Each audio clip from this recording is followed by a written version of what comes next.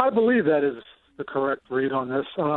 I was a little surprised myself. I mean, there was some talk about them getting permission to talk to Paul Gunther, for example, the defensive coordinator in Cincinnati, and Terrell Austin, the defensive coordinator with the Detroit Lions, but none of those interviews were actually scheduled. They interviewed Tom Coughlin on Monday, and then the next couple of days, Lurie was kind of going to be out of the picture because the NFL owners meetings that were in Houston to deal with the Los Angeles situation. So I kind of saw that they were, doing a bunch of interviews right up till then, and then when Lurie got back, I guess they're going to sit down and reassess the situation and decide if they want to go ahead with one of the guys they've interviewed, and if they're not that excited by any of those guys, they could then, schedule more interviews if they needed to. But it really seems very possible at this point that they could just go ahead and deal with what they've got now and hire one of these guys. Yeah, and we'll go through some of the candidates in a minute, but how likely is it that Pat Shurmur is still a fit for the Eagles regardless of what happens here? Yeah, it is a really good chance. There's a weird situation in all this because, Andy Reid, is obviously involved in a lot of this too. Andy Reid's agent was a guy named Bob Lamont, and Lamont has represented a bunch of coaches over the years. He started with Mike Holmgren. Also represented John Gruden. Still represents John Gruden, as a matter of fact, with his ESPN contracts. But Bob Lamont represents Andy Reid. He represents Pat Shurmur. He represents Ben McAdoo. And he represents Doug Pederson. So, and also Sean McDermott and some of the other guys, including Paul Gunther. So the same agent represents all these people. He also represents Howie Roseman. So these guys are all kind of connected through their agent to each other. So it seems to me that if Pat Shurmur would help the Eagles retain Sam Bradford, for example, if Sam Bradford would like to come back and play with Pat Shurmur, then a guy like McAdoo or Pederson, if they become the head coach, here's a guy that Doug Pederson was a player with the Eagles when Shurmur was on the staff, so he's known Shurmur since 1999 at least.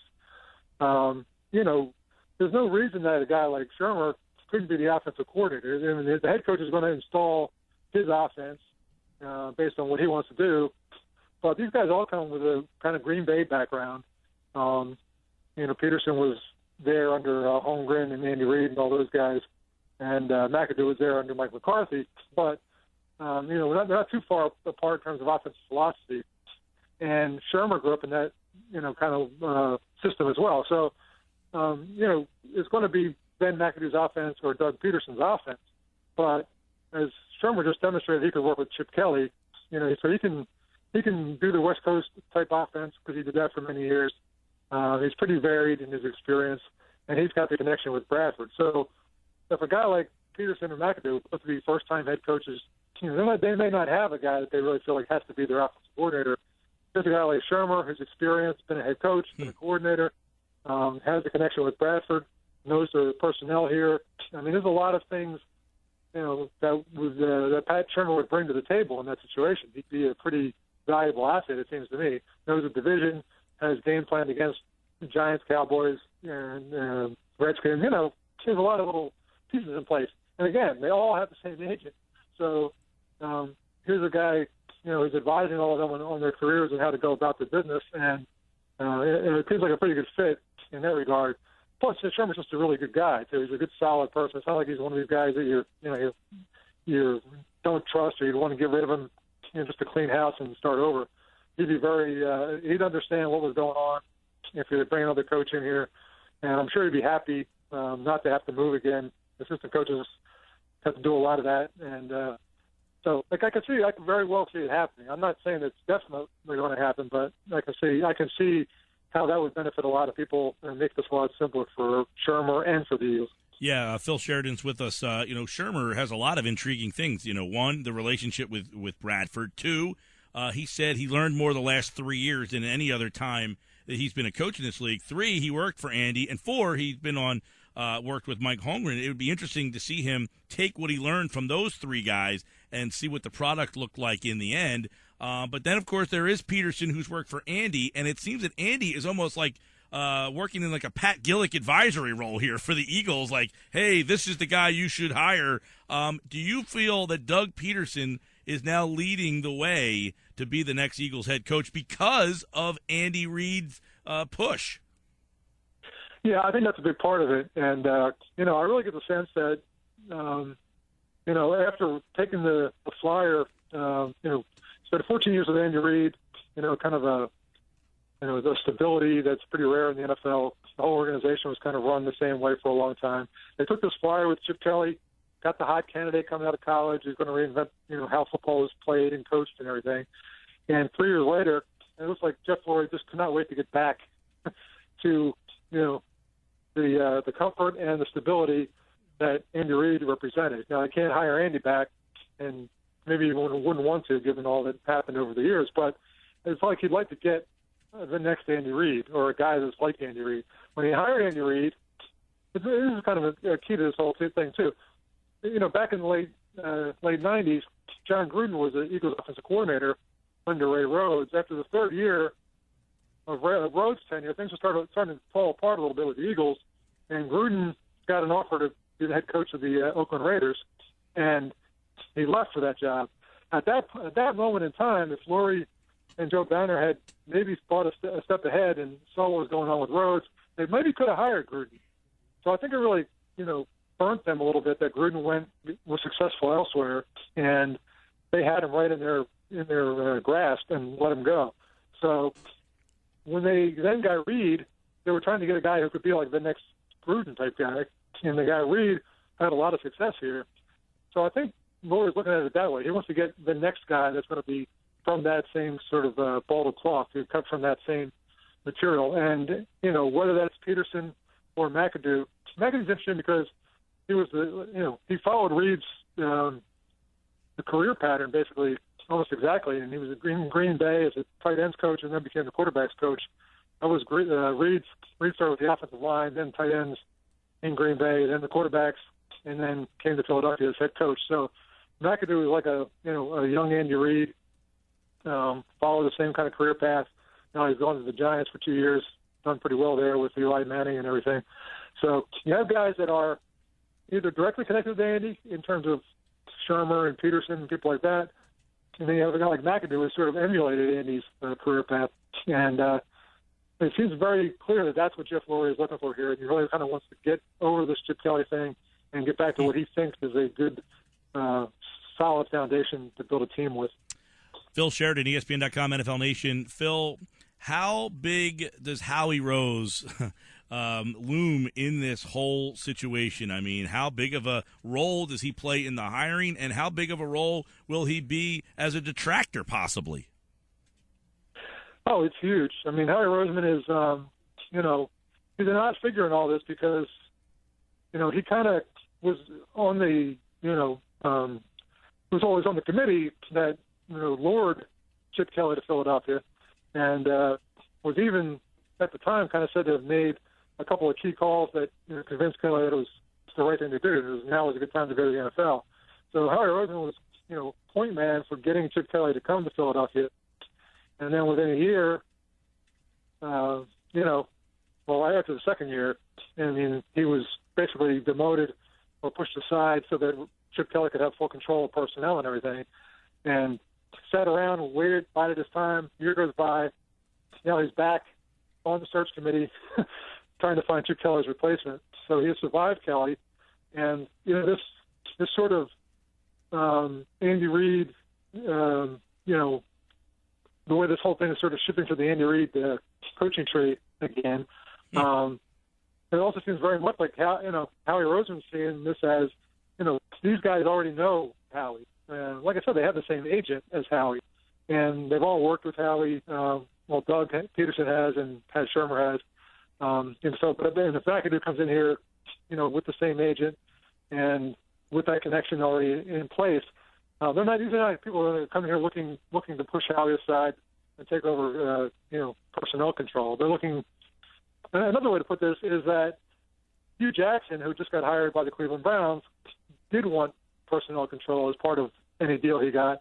The Browns were willing to give him more personnel control. The Eagles did not interview Hugh Jackson, and it may just be that simple that if somebody wants to come in here and be in control of personnel and kind of take away what Howie Roseman has kind of one back, he's not even going to be in the picture. So, Howie Roseman has a huge role in all of this, and he'll have a large say in who they hire. What about Coughlin? How realistic do you think that is at this stage? I know when he agreed to interview here, he had to get permission. The Giants had to let him do that. He's still under contract. He has interviewed here. He's also interviewing in San Francisco, so he's real. He wants to coach again. This is obvious. He's taking interviews in two different spots here. So do the Eagles have to legitimately consider the possibility of making Tom Coughlin the next head coach here? Yeah, I think they have to think about it. It's a weird situation because, when you coach against a guy, you play against a guy like that, it's 12 years in the same division. The Eagles have had a lot of success against Coughlin's teams, especially lately. I mean, Chip Kelly's teams went 5-1 against the Giants in 3 years. That's pretty good. And, things have kind of gone off the rails a little bit with the Giants. But here's a guy that won 2 Super Bowls, and you can't ignore that. I mean, there's not too many guys walking around with 2 Super Bowl rings that you could hire as your head coach. So that's a guy you'd have to absolutely consider. The thing is, I think the Eagles, if what I sense with Lurie, and I've heard to some other people as well, so I'm not just imagining it. I've heard from people involved in this process have commented on this too. That Lurie really kind of wants to kind of do what he did with Andy Reid and do it again the right way, which would mean having a guy that can maybe be here for 10 years and be the coach and provide that kind of stability. Well, Tom Coughlin is going to be 70 before the season starts, so I don't think you're looking at him for stability in the long term. He's still as feisty and as energetic and as committed and passionate as ever, it seems like. So I'm not, I don't think anybody should be discounted based on age unless there's some other reasons they can't do it. He could do it, but I don't know that Lurie wants to hire a guy who might only be doing it for a couple of years and then need to take a step back. So, I think you have to consider him, but I think that's still a long shot based on all the other factors. And I think Lurie really wants to make this hire and make this hire last for a while. Phil, do you get any sense that Adam Gase was their guy and he kind of got swept out from under him and has kind of put them back to square one? Or was that just he was the hot guy and everybody figured because they got rid of Kelly early in the process and that was a sign that they wanted to make a quick move? Was Gase the quick move they wanted to make? Yeah, I don't think so. And it may be, let me preface this by saying, it may be that because he's gone elsewhere that it's being spun a little bit. But from what I've been hearing, they were interested in him. He's an interesting candidate. He's a guy that's had some success. But he's pretty young, fairly inexperienced, and he's never been a head coach or anything. And, I think they saw him as a guy, but they wanted to check out and get a feel for him. But the fact that he took the Dolphins job, which is not the most attractive situation in the NFL in a lot of ways, that tells me that he probably wasn't very high on the Eagles list. He wasn't getting the sense that the Eagles were going to offer him the job. This is probably a better situation for a coach coming in terms of the ownership and how the stability of the organization works and everything. So I don't think so. I mean, it could be that, again, it's being spun that way because he went elsewhere.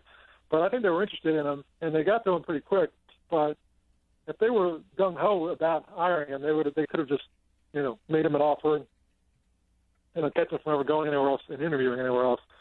So I don't think they're heartbroken that they didn't get Adam Gase. Now, time will tell. They could be wrong about that. After Adam Gase wins the Super Bowl, and Doug Pederson is here going 9-7, then they made a mistake. But again, he's a young guy, kind of a risk, and I don't think they were that 100% dedicated to trying to get him. Obviously, the Gruden stuff, where do you sit on that? There was some reports that he was interested, then that got squashed pretty quickly. It seems like it's gone away, but you care to shed any light on that yourself?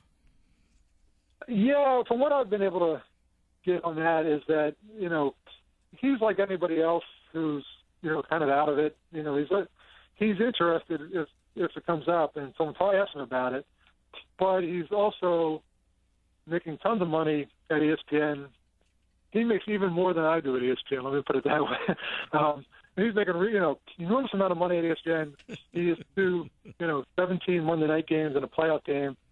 Plus, he does prep work and everything.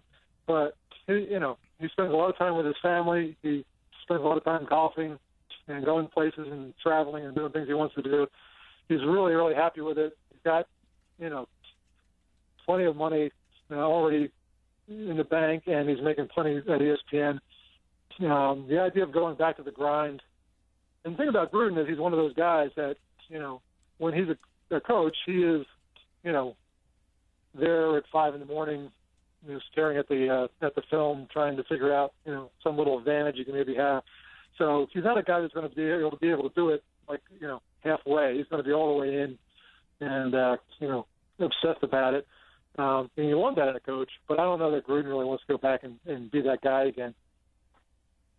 Let me ask you then about some of the names we haven't heard. McDermott, Jackson just got hired, Marone, who's had a little bit of success, and he's interviewing some places. How come some of these guys, why do you feel that they have not gotten the call from the Eagles? Some guys who might have a little bit better resumes and a little bit more experience. Yeah, it's interesting. I mean, McDermott was a guy that everybody, I think, identified as a likely candidate. He worked here. He kind of was in a bad position when he became the defensive coordinator after Jim Johnson passed away, and the talent level wasn't quite there on the defensive side of the ball. It was a bad situation to come into, and he was fired and went on to Carolina, and he's had a lot of success there. But it really looks to me, if you look at it, everybody they've interviewed is an offensive coach. Lurie said offense, defense didn't really matter to him. That wasn't a deal breaker either way. But he hasn't interviewed any defensive coaches. They apparently reached out to Paul Gunther, but they have not interviewed him either. And it really seems to me that Lurie wants to get an offensive coach. And, there may be a little bit more in there with, McDermott having worked there. Maybe he's one of the guys that wouldn't necessarily, even though he worked there and knows him, and also is represented by Bob Lamont, the same agent. He may be a guy that maybe wouldn't be that thrilled with working with Howie Roseman, for example. I don't know that for sure, but you get a sense with McDermott that there was no interest. The Eagles never had anything going on with that. They never called. They never got permission. They never thought about interviewing him. So, he's not in it. Guys like Marone, Marone's a weird case because the Eagles interviewed him the year they hired Kelly. They were interested in him. He took the Buffalo job, and after 2 years, the ownership changed in Buffalo, and he walked away from it. He had a clause in his contract that he could leave and take a $4 million buyout, and he took the $4 million and left, abandoning a franchise, a roster full of players, all the assistant coaches. You do something like that, even if it's, maybe Buffalo wasn't the greatest place to be or, whatever, but you take a job like that and then you walk away after 2 years for a $4 million buyout. If I was Jeff Lurie, I would never, ever consider a guy like that. I don't know how you would trust a guy like that with your team. And the head coach of the team is such an important position, it's such a big job with so many people relying on you. Take a guy that walked away from his job and all the people that were connected to him. I can't imagine that Lurie would find that as something he would want to go back with. So I think that was kind of the explanation there. Generally, I think that and basically those other guys being defensive coaches is the main thing to answer that question. All right, Phil. So at this stage of the game, we know the next couple of days they're kind of doing this the owner stuff with the LA situation. No other interviews hired. So are all signs pointing towards Jeffrey Lurie making an announcement soon? Yeah, I think there's really a chance. I think right now there's a really good chance it's either McAdoo or Pederson. I think the Hugh Jackson hiring today is going to maybe expedite the process a little bit because the Giants were scheduled to interview Hugh Jackson tomorrow, and they just had him hired away from them. If the Giants and Eagles are both looking at McAdoo, the Giants may say, we better lock this guy up or we're going to lose him to a division rival. So they may either get it done really fast with McAdoo, which will leave the Eagles looking at Pederson, or the Eagles may jump on it fast and get it done with McAdoo before the Giants can. So I think that could happen really quickly, and he can be hired anytime. It could happen really fast. It could happen in the next day or two. If the Eagles don't get McAdoo or choose Pederson over McAdoo, that can't happen until after the Chiefs are eliminated from the playoffs. So we'll be looking earlier next week for that one. But if nothing's going to happen, it could happen really fast. And, the Hugh Jackson news just broke, so I think everybody's just trying to figure out exactly what that means and how it's going to affect everything. But I believe it'll have a direct effect on all of this, because if you're the Giants and you have McAdoo on your staff and you can, promote him and make him the head coach without him going anywhere, he wouldn't have to move. He already works with Eli Manning. He's got a feel for the whole organization. That makes a lot of sense to keep him. But if the Eagles get him and he's successful, the Giants are going to realize where they blew it. So I think that's probably the next move here on the chessboard. It's Phil Sheridan, everybody. ESPN.com, Eagles, NFL Nation, at Sheridan Scribe. A lot of different moving parts still. And the Eagles and 5 other teams do not have head coaches. Maybe by the time we chat next week, we'll be talking about the next head coach of the Philadelphia Eagles. Thanks, Phil. Take care, Mike.